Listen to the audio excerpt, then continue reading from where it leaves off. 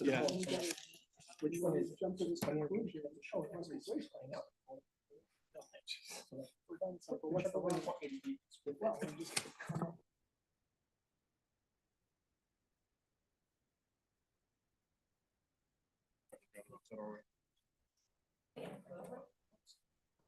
Pronto? And Mr. Doughty, we're ready.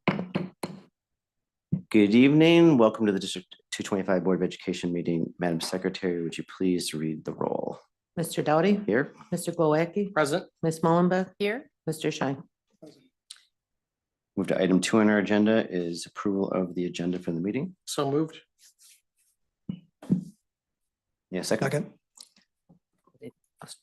Was that Mr. Schein? Mr. Shine was the second, yes. Thank you. Mr. Doughty, Yes. Mr. Glowacki, Yes. Ms. Mullenbeck, Yes. Mr. Schein. Yes. Motion carries 4-0. Good evening, everybody, and thank you, folks in our audience, particularly for joining us.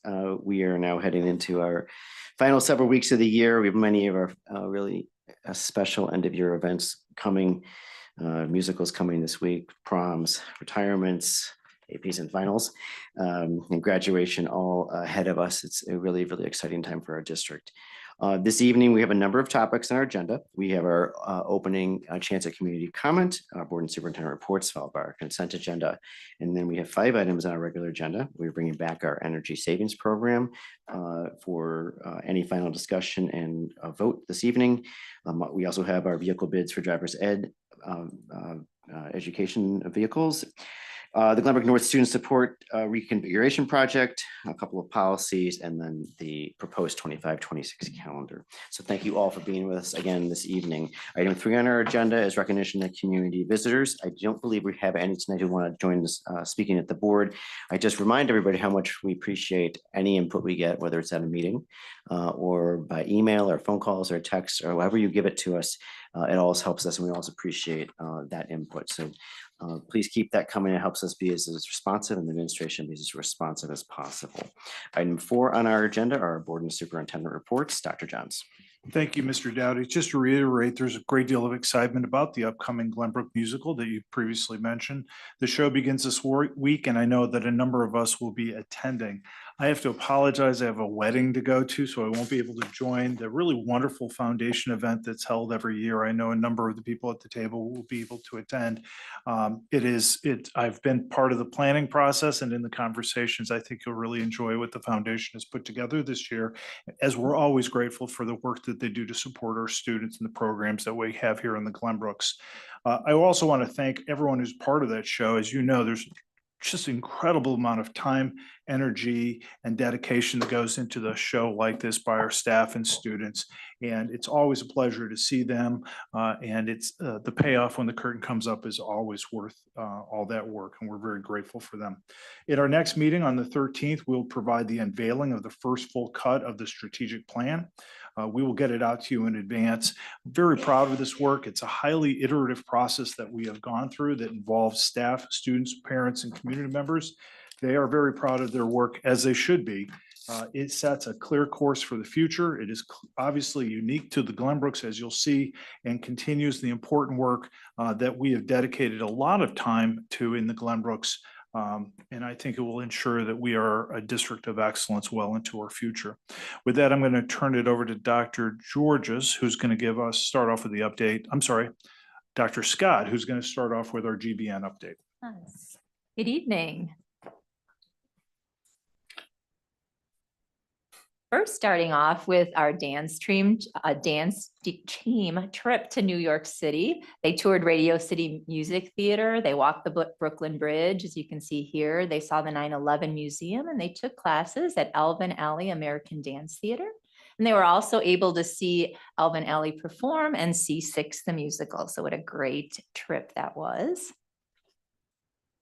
Then our GBN broadcasting, radio, TV broadcasting had much success at their annual awards festival. Just a lot of first place, second, third finalists, a list way too long to read, but one that I wanted to mention, our first place Crystal Pillar winner was Katie Serlin, a junior, and she's advancing to nationals. And she was also first place in the video division. So many talented students here doing so many great things. 3rd. Our big bass tournament, our first fishing tournament was in Bangs Lake, Wakanda, a couple weeks back. And the team won 2nd place, but they also won the biggest bass, which you see right here, which I don't know if that picture makes it look even bigger than it was. I think it was a little over 4 pounds. And the sectional is this Thursday. So we hope to see some success like that coming back again. Some sort of great white or something like that. Yeah. Okay, yeah. He's got a great smile on his face, doesn't he? Ooh, the fish. The fish too.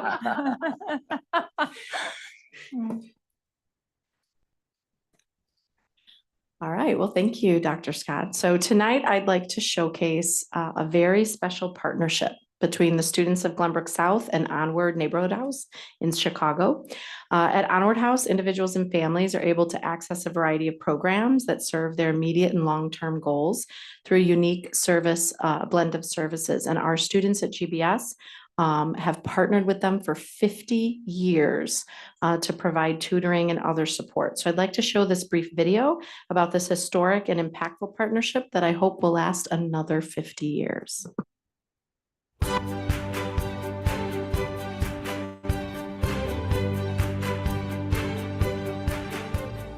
We had some contact with Onward House. It's a neighborhood house in Chicago. We had speakers come to speak sociology classes, U.S. history class.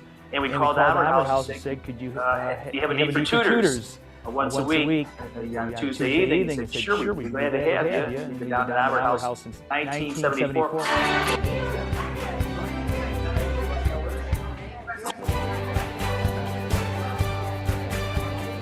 So every Tuesday, our tutors take a bus down to the Onward Neighborhood House in Chicago. For an hour, we tutor the children. They range from ages probably 1st grade all the way up to 5th or 6th grades. We'll typically help them out with their homework. If they have like a test coming up, we'll help them study for it. Yeah, or sometimes we just might play games with them. You know, it really depends on what workload that the kids over there have.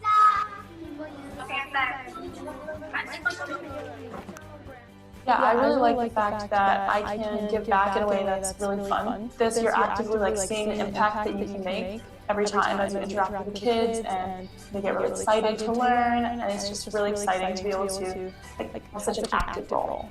My favorite part of being a tutor at Onward House, the connections that you build with the kids. When I went for our first session at the beginning of the year, it was the same kids that I tutored last year, and they wrote me a little thank you card for returning, and you really just build a good relationship and connection with the kids over there, and you really get to know them. Well, it's one of the longest running clubs at Glenbrook South. I mean, I think it's pretty incredible that this club was started in 1974 and is still going. There have been several sponsors over the years.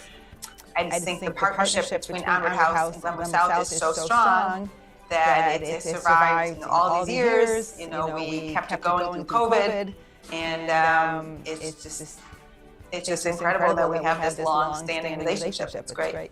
I think anything that has been around for 50 years has a lot of tradition, and the relationship that Onward House has had with Glenbrook South has developed over time, and the people at Onward House know what to expect from the tutors and from the staff at GBS, and also we know what Onward House is really about, so it's nice to be a part of that tradition.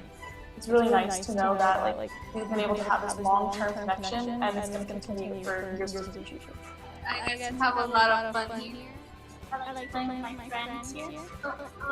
It's fun and traditional. You get to travel with friends. You have fun. I like when they help me with my homework and understand it more. They get to play with you. Help me to understand words. They help me in different times that I didn't know. They give me examples to help me.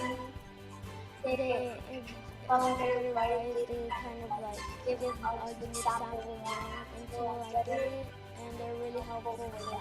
I think I speak on behalf of previous executive directors, teachers, parents, how grateful we are to have this relationship. It's been wonderful for the kids, and wonderful I think for everybody. And I look forward to another 4 years. Thank you, tutors. Thank you, tutors. Thank you, tutors.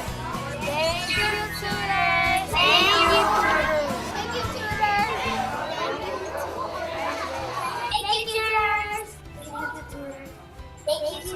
I love Aura.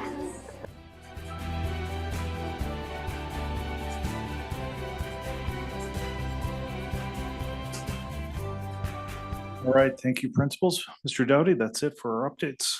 Any board updates here? Board updates, board updates. Okay. Thank you very much for the reports. It's always great to see these things, special connections particularly.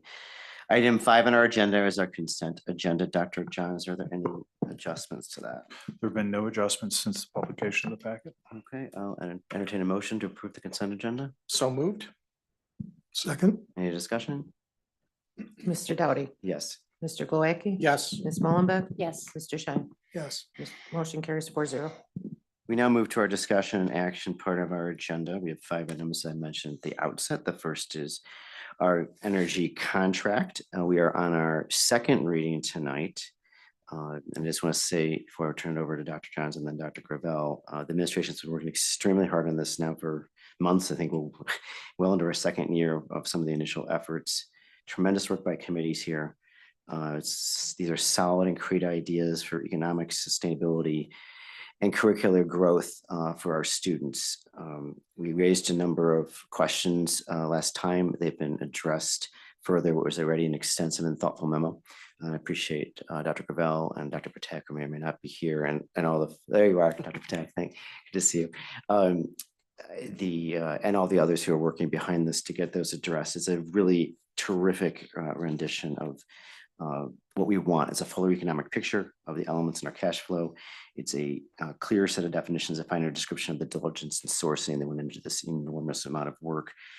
So I just want to thank all of you before I turn it over to Dr. Johns. I just really, really appreciate all of the efforts that have been made. And I know that Mr. Shine and others here on the board have put in a ton of effort on this. So thank you for all that, Dr. Johns. Thank you, Mr. Doughty. Part of the reason why we're bringing this back is because it is for our district a very high dollar item that we're going to spend, we're proposing to spend. Also because it's a very unique purpose of funds in that we foresee this as essentially as an investment. There's a revenue source down the road for the district to support programs when maybe other investments don't have the same return. There have been a number of changes to the memo that you've seen. It's basically the same memo as before, but we've added some additional detail. I don't want to say that they're minor. I think they're important changes, but it doesn't, none of the changes change the fundamentals. Most of the changes were to add clarity, to reinforce the due diligence that was done to prepare the document, to prepare the proposal, and there was some reformatting of tables and maybe some expansion of some detail. Dr. Gravel, if there's anything else to add beyond what I said, please do so. Otherwise, make yourself available for questions. I just wanted to echo Mr. Doughty and Dr. Johns' statements that we're very grateful for all the feedback received from the board as well as from members of the administration. The memo that's presented before you has a few modifications. Some highlights include a greater clarity in the presentation of the long-term financial plan, which clearly specifies and illustrates the expenditures associated with this project, followed by the revenues.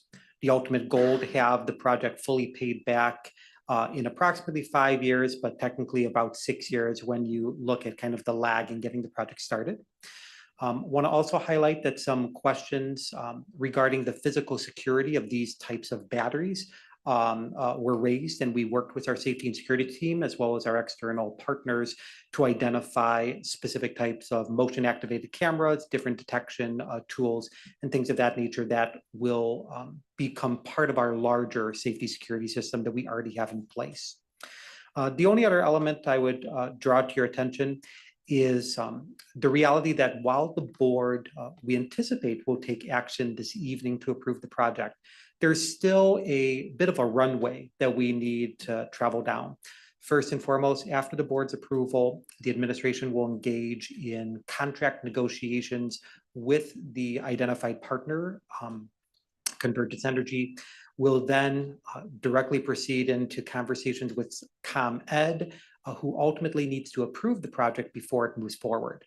Approving the project tonight will put us in a good timeline to hopefully seek and achieve that approval at some point during the summer, which will allow us then to order all of the equipment with a goal of install and activation during the summer of 2025. So a bit of a ways away, but we're very much looking forward to this project and hopefully serving as a model not only for school districts around this area, but throughout the state. So with that said, more than happy to entertain any questions. Dr. Patak is here as well. Thank you, Dr. Gravel. Mr. Shine, anything, questions or comments at this point?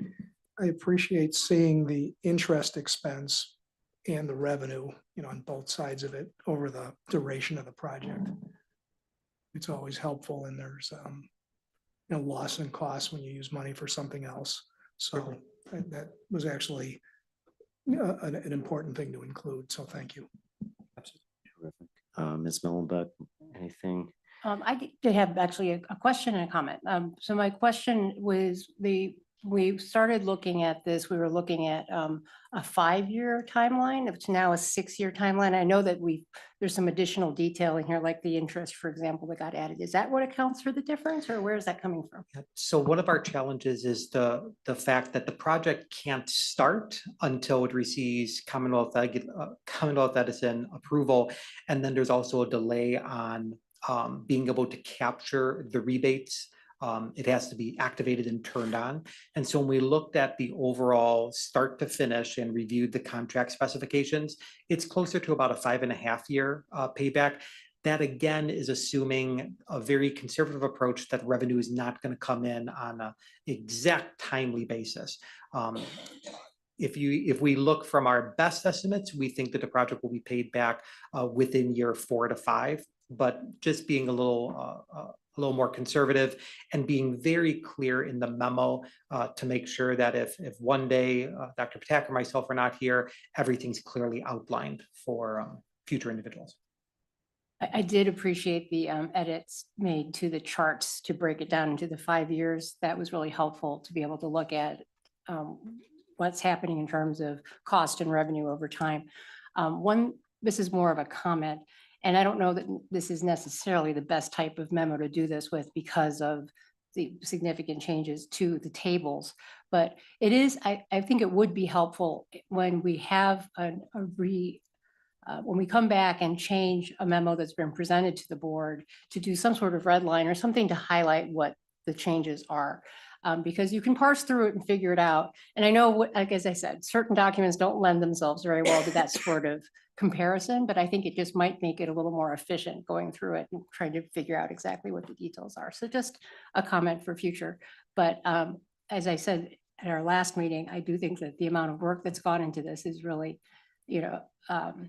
remarkable and commendable. And I think it's a terrific project. I'm glad we're undertaking this or thinking of undertaking this. Thank you. And to Ms. Mullenbeck's comment, I just want to share, Dr. Patak and I over the weekend were working very diligently to identify the most straightforward way of communicating a very technical topic. And I think that's a challenge that we've had in here. We've really worked to create this or allow the memo to serve as a standalone description of the project from start to finish, which led to it becoming very technical. As we look through our own revision history, there were just fundamental drafts of this table, then this table, and so on and so forth. But normally I 100% agree that there should be clear identification of changes from memo to memo, and we'll work to implement that. Thank you. And thank you again for all your work on this and on your facilities. Remember, I guess all 6 of our board members who are on the committees all worked really hard on this. Mr. Glowacki. Thank you to everyone who worked on this. The charts really were helpful to see those other dynamics that were impacting. I know in various committee meetings, we've talked about them, so to see them out here. The only question I had now seeing the energy savings on here and understanding that we spend about 1.2 million, if I read the on top of table 2, is that the savings based on the 1.2 annually, or was that 1.2 over a 15-year period? I didn't understand that footnote at the beginning of energy savings, 15 years. Yeah, the 1.2 million expenditures are annual expenditure. Okay. Do you want to? Right, the 1.2, it's our annual expenditure, so we'll be seeing things like our energy savings.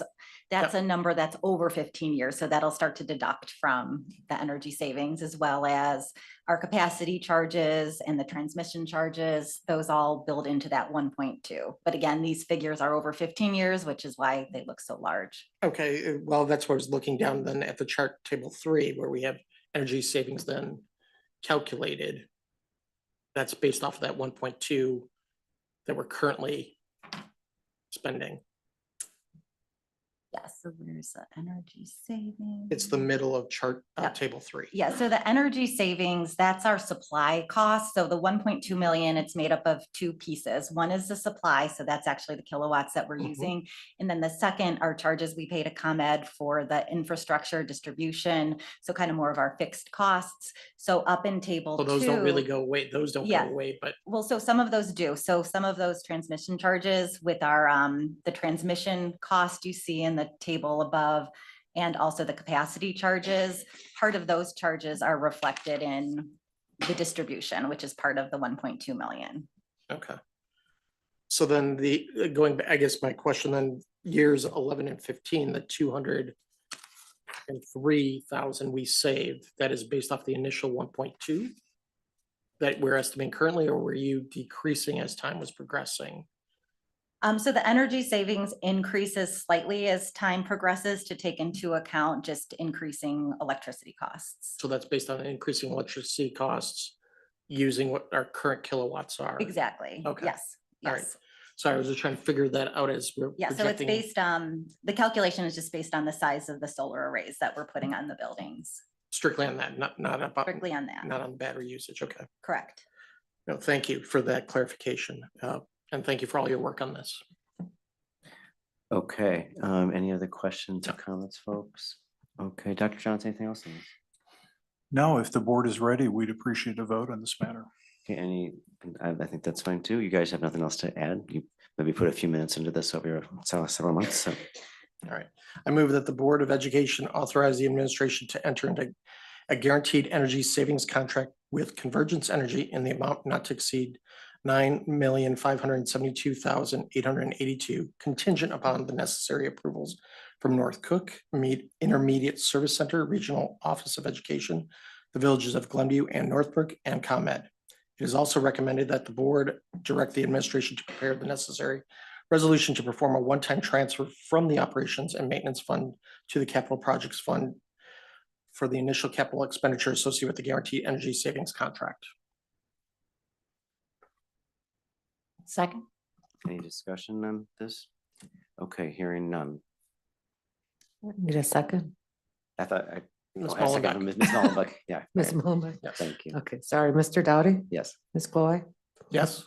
Thank you. Ms. Mullenbeck Yes. and Mr. Shine. Yes. Motion carries 4-0. All right, thank you again for all the efforts, and now the fun begins, folks. You get to do it. All right, thank you. Item 6.2 on our agenda are the bids for the driver education vehicles. Dr. Johnson. Thank you. Dr. Patak and Dr. Gravel will be with us for this one. As you probably all know, the district uses 8 vehicles for driver's education classes. For the past 9 years, we've been using the Toyota Prius sedans, and it's time for the fleet to be replaced. So Dr. Patak undertook a very extensive request for proposal process, including 20 different dealers, and assessed the different prices of the different models and the brands, hybrid and gas only, and made a selection as she'll present to you based on the savings of the model chosen. Dr. Patak? Dr. Gravel? All right. So in the proposal as presented in the memo, the administration did complete a competitive bid. In looking at all of the options, I want to talk about 3 primary things. First and foremost, we work with our driver education teachers to identify the ideal vehicle. And in consultation with them, they identified that a sedan type vehicle is still the preferred tool in order to provide students a comprehensive driver education experience.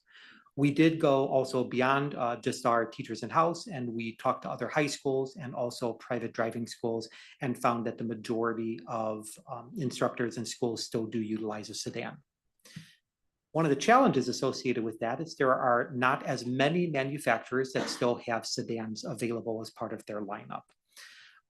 When in our last iteration of replacing the driver education fleet, the district did proceed forward into a hybrid option, and the hybrid has been helpful from the perspective of the fuel that's consumed from the local travel and things of that nature, decreasing the amount of time necessary to refuel the vehicle. But that didn't necessarily lead to an absolute transition back to a hybrid. Instead, we solicited bids from both, or for both a gasoline version as well as a hybrid version. One of the items that we did identify in conversations with dealers is that the hybrid vehicles in the current marketplace and the anticipated marketplace simply hold their value longer. And as a result, we're ultimately replacing 8 vehicles for an overall cost of I lost my note there, overall cost of about $86,000. And when you think about it, 8 vehicles for $86,000, considering trade, is a pretty great deal, for lack of better terms.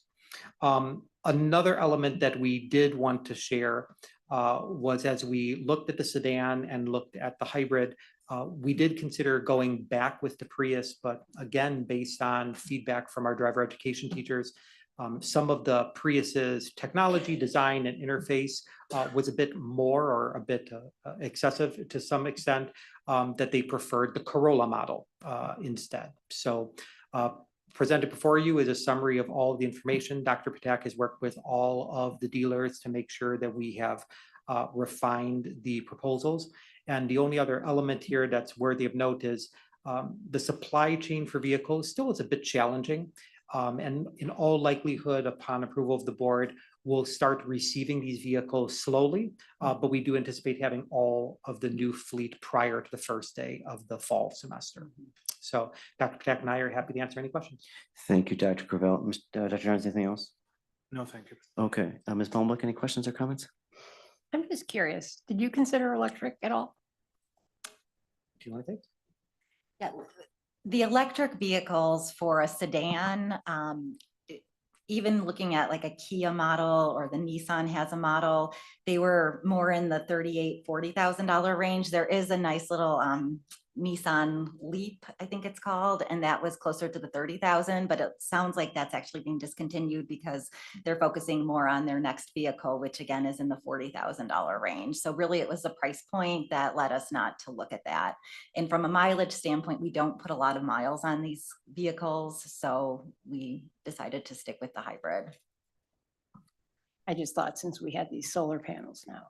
I know. We're cooking, Ms. Mellenbeck. Any? I was Super gonna Lucky? just, these are not the plug-in hybrid models for the, okay, Traditional. so, so it looks like the big difference was actually on the trade-in value between them, because actually Schaumburg was cheaper per unit. Yeah. I think they were cheaper, you know, a lot of times what they give you for the unit costs, they're also looking at the trade-in. So I think one just, was more aggressive with the trade-in and Was less able to do it on that aggressive, side of the so, contract, okay. Yeah. All right, thank you. Mr. Shine? Is there any impact on summer school drivers ed with the changeover? Yeah, we talked extensively with the driver ed teachers and ISs about that. You know, and the trade-ins and all of this can happen after summer school hours. So they feel confident that, you know, the Corolla is close enough to the Prius and it'll be kind of seamless for the kids. Yeah, a lot of districts actually have a mix of vehicles, we learned too, so. Okay, well, thank you for all the research. This comes back on consent on the 13th then? That is Oh, correct. no, I'm sorry, you have another question? Okay, great, okay. If we were to vote on it tonight, would it help you? Sorry. Would it be helpful to vote on it tonight? We don't. There is always a benefit in the supply chain environment when you are able to put your request in. If the board has general support for this, what we would do is reach out to the dealer and let them know, we anticipate approval, please put in the order. But we can wait for consent, or if the board felt comfortable, we certainly would entertain a vote. If it's not, I get the point, supply chain, but we generally have we generally go to a second round unless it's something exigent, and there are only 4 of us here tonight, so unless there's huge objection, I think I'd rather wait to consent to keep to normal procedure. Again, if that's different, let us know. I'm not hearing you say that, Dr. Gravel. So, okay. And I'm actually hearing that based on the support he's garnering right now, he could still put the request in without a motion. Oh, you can put the request in, you just can't, you could just tell them, but just don't sign anything. Yeah, it's similar what we do with our bids where we put in a letter of intent with the dealership, letting them know that it's the intent at the May 13th board meeting. That Yeah, just as long as it's not legally binding, I'm fine with that. That's great. Perfect. That's a good solution. Great. Wonderful. Not that I expect there can be massive objections by other members at that point, but that's great. Thank you for all the work on this. Item 6.3 on our agenda now regards the bids for the Glenbrook North Support Reconfiguration Project, which we've heard about in the past. Dr. Johns. Thank you, Mr. Doughty. You're correct. On March 8th, the administration brought this proposal, the GBN reconfiguration of the dean's office and the counseling in the main office on March 8th. And it had been previously discussed at facilities and finance meetings before that. This is a project which the administration GBN has been studying and analyzing for several years, and see it as a way to improve our delivery of services, particularly for students who need support between the dean's office and the student services department. This is the conversation for the award of bids. Dr. Patak has received bids, and both she and Dr. Gravel can walk you through the bid findings. I think the important takeaway, because we were just here at the last meeting reviewing the project, again, after the Finance and Facilities Committee meetings, is that bids came back right around where our estimate was, slightly above about 1.8% or about $10,000. The bids are all inclusive, so it includes the furnishings necessary, the actual trades and things of that nature.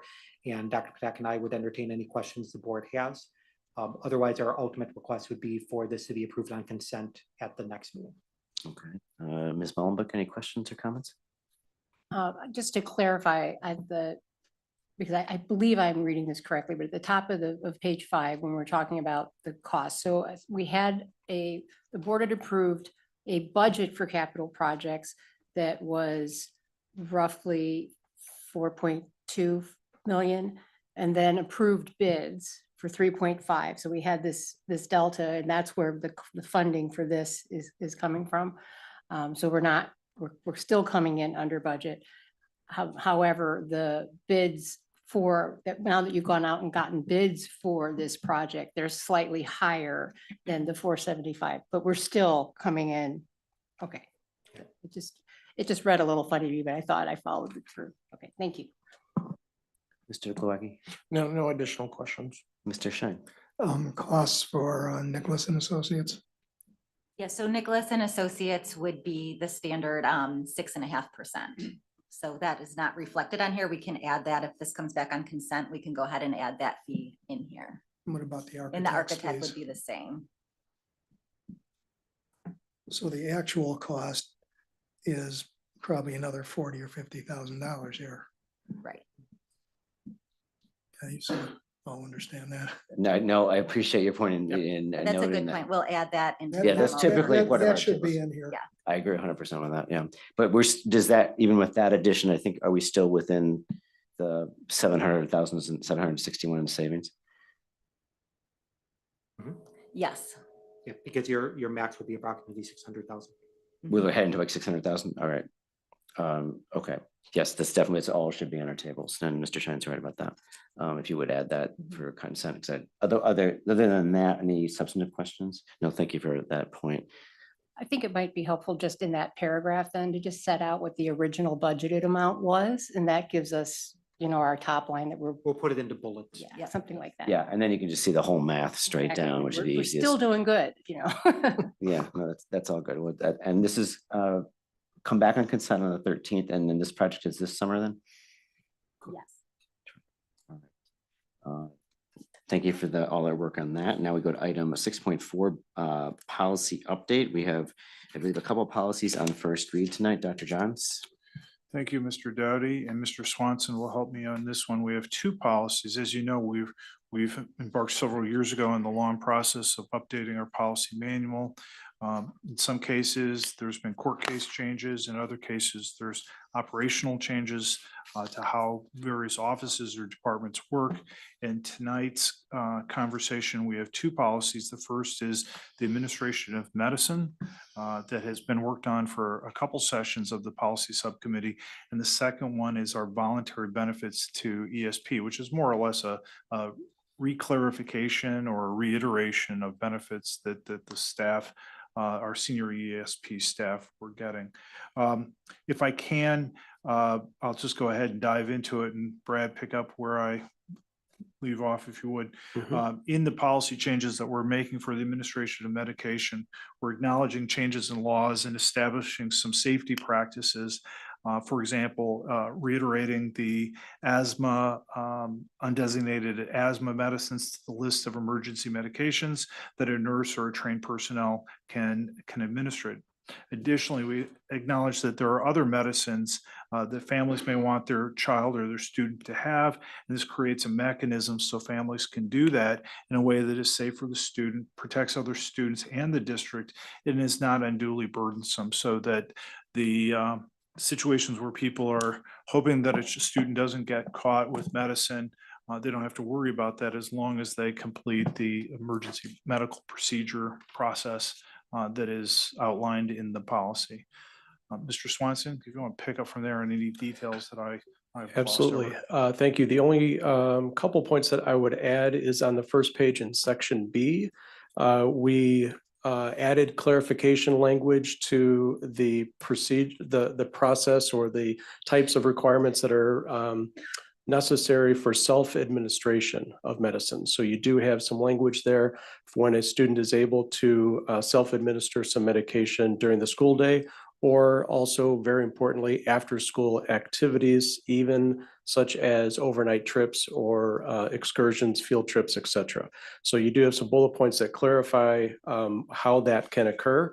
There is a completed form signed, of course, parent guardian school medication authorization form, and then there's also an emergency action plan. Those steps need to be in place in order for self-administering of medication to occur. So just pointing that out, we wanted to clarify those steps. And then also another clarification, bottom of page 2, there was a section, a phrase that should have been struck in the revision, but was not. And so I didn't want there to be confusion of language. At your table, you have a version of this policy that has a highlighted circle with the clean language, and you wouldn't be able to tell what phrase was supposed to be struck. So I gave you that and it doesn't change any of the concept. It's just a matter of a few lines there. Director of Student Support shall maintain a list of. There was a phrase inserted there that should not have been. Any questions on 7:270? Mr. Shine, any questions? Ms. Mullenbuck? I'm just curious, was there no undesignated asthma medication available before this? That's correct. So this That's is a a new change to addition. the school to the state statute that allows this, or is this? That's my understanding, yes. We certainly did not have it, and this was a result of our conversations with student services, our nurses, and everyone wanting obviously to now have that available since we have the flexibility by state code. Okay, Mr. Gleck? No questions. Thank you. Okay, next one. The next one's really straightforward, Brad. This is we have one remaining retirement policy after this, but this is one of our retirement policies specifically for the working group known as Senior Educational Support Personnel. And as a reminder, the term in our policy, voluntary termination, is actually retirement. So it's an interesting phrase that we've always used, but you are voluntarily terminating your relationship with the district through retirement. And this policy outlines the benefits that are awarded to that group of senior educational personnel. The reason why this is a new policy and why we wanted to outline this is because These items were kind of listed in different locations under the benefits of the actual working group policy, sometimes also in connection to a different working group, but made reference to. And so there was a little confusion with this working group. And so we, of course, decided to create a policy specific to this working group so there wouldn't be any confusion of what their benefits were. The senior educational support personnel working group would be individuals who are sometimes referred as confidential employees. They are support staff, but they would be administrative assistants to individuals such as the superintendent. So not in a union such as GESA, but instead educational support personnel that work in different locations, obviously throughout the district, whether it be at the principal's office or superintendent's office. And this would be their specific retirement personnel or retirement policy. Dr. Johns, anything want to add to that? No, I think that's it. One more clarifier, there are no additional benefits here. This is reflecting what was currently available. So Okay. there were no changes to benefits, additions or subtractions. Okay, Mr. Shine, any questions, comments? No, Ms. Mullenbeck? Mr. Glecki? Okay, thank you for all the work, Mr. Swanson, and this will come back on consent on the 13th. Our final regular agenda item is the 25-26 calendar. Dr. Johns. Thank you. A little more than a month ago, the board approved the calendar guidelines as recommended by the administration after a lengthy process of study and analysis by a committee led by Dr. Idrizi. And so she since then has formed another committee of stakeholders who put together their recommendation for the calendar. This is the calendar for the 25-26 school year. As you'll recall, as part of our procedures here, our practice in District 225, we build out a calendar 2 years in advance so families and staff have opportunity to make arrangements for their summer activities or other important events that take place during August and in May and June. And so this enables all of us to plan more effectively. Dr. Idrizi, would you work through some of the highlights of this plan for the board? Yes. So annually, the board approves the school calendar focusing on the student attendance days. And you will see in this memo the proposed calendar. As Dr. John stated, there were two different committees I've worked with. The first committee created the calendar guidelines, which arose out of an intense research study where 80% of the respondents of the survey favored ending semester one prior to winter break. So these guidelines are following that. The calendar committee, which is different, as you stated, from our calendar study committee, consisted or included of principals, associate principals of teaching and learning, assistant principals of activities, and assistant principals of athletics, as well as all members of our association, as well as parents and students. We have reviewed these guidelines and are proposing this calendar in front of you. In addition, Dr. Johns has worked with our sender districts, local libraries, and park districts to really make sure this change is going as smooth as possibly in our community. So we are proposing as a start date Thursday, August 14th, 2025. The reason why the committee landed on Thursday is this way students on a block schedule have both the blue and green block as well as the gold block in 1 week to start off the week. The district will also then hold classes on Columbus Day and Veterans Day, which would allow for an academic calendar to be balanced and minimizing the semester imbalance as much as possible. And then per school code, we will be honoring our veterans with the appropriate activities on that day. The memo you will see also includes a second calendar, which is the purple and gold version, which includes our late start Wednesdays. These late start Wednesdays have been put on there following the same guidelines as presented to the board in February of 23. And the administration is recommending the board to approve the proposed calendar for 25-26, which will come back on the consent agenda on May 13th.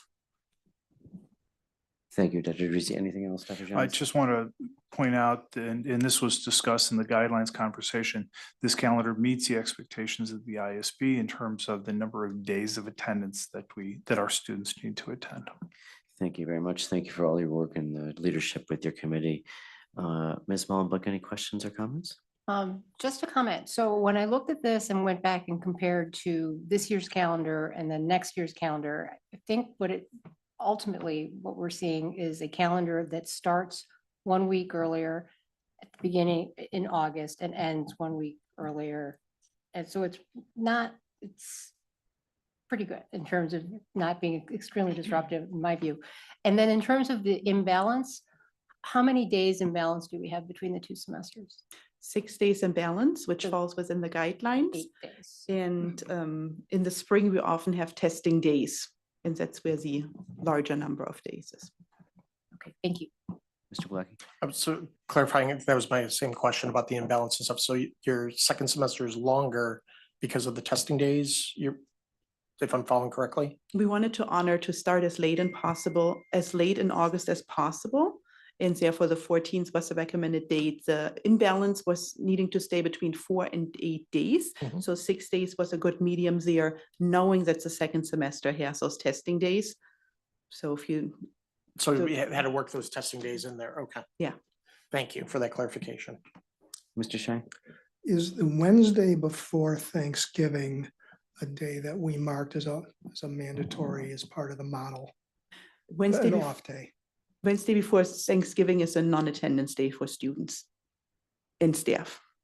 Right, but I mean, we lay down markers of things that, criteria for, like we said, 8 days max differential. Was that day like a day we had to have off, like the Friday after Thanksgiving, you would say, come hell or high water, that's an off day. What about the Wednesday prior? It was definitely discussion in the committee to see if we starting as late in August as possible, what days could be removed, and that Wednesday was in part of the conversation, but the committee ultimately decided to be keeping that day as a student and staff non-attendance day. Thank you. And we're still closed I'm sorry to jump in, but we also are required to be closed on election days still? That is for the next school year, which is 24-25. This one is a 25-26. But for 25-26, we don't. There's no. Because an off year. Isn't it because it's okay. the off year in 25, I Sorry. think is what you're saying, yeah, okay. Is the requirement change though, going forward, or is it just because Which it's an off requirement? year for the elect? I think that's state law, right? Yeah, so it's a requirement. That hasn't There's changed. some off year debate this on it, year. but it hasn't changed yet. Thank you for. I'm sorry, just to follow up on Mr. Shine's point. So when you said the committee opted not to have or to continue to have the Wednesday before Thanksgiving as a non-attendance day, you're talking about the committee that set up this calendar, not the guidelines committee. So there could be in the future the possibility of having that be an attendance day if that helps with having the latest possible start in the fall. Correct. Right now, if you're looking at the guidelines, this is a granted holiday, so it could be up for conversation, but the second committee, you heard it correctly, felt strongly So about. for the 25-26 calendar year, but in the future, there could be some movement on that. Okay. Yeah, every year when we reevaluate the calendar, we see where the days fall and could be a consideration.